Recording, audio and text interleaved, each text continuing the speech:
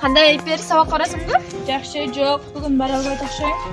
Туура эле кылып турсуң, сабак барганда эмне кылмак элең? Же сабакка түшүнбөсүң? Бул кызды карагыла, сабактан да жок, эч нерседен жок. Эмне кылмак элек? Байкуш десе. Тетине жүгүрүп келип калды го.